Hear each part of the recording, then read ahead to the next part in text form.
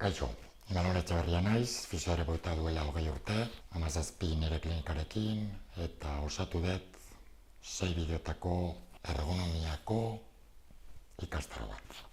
Zeinentzako eserita egoten den jendearentzat. Beraz, lehenengo bideoan hitz egingo dizuet ze ezaugarria dauzkan zuen zutabeak, kurbadurak, nola osatua dagoen, ze ezaugarri dauzkan.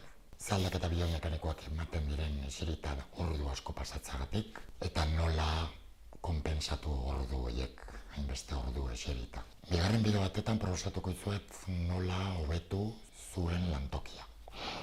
Hora eta bera joten den maila, eserleku ezberdinak, eserleku ergonomikoan nola izan behar den, adibidez hau, besoa jartzeko toki bat izan behar dute, nola kojin bat izan dezakezun zuzenago egoteko, hankak lurrera hilatu behar dute, eta bar, eta bar. Gero, ze garrantzia dauka nolako bola baten gainean denboralditxo bat, jornadako denboralditxo bat pasatzea. Ze onurak dakarzkin, ezta? Gero beste bi eserleku ezberdin karriko izkizut, eta tresneria, ordenagailuaren tresneria inalambrikoa zergatik erabili.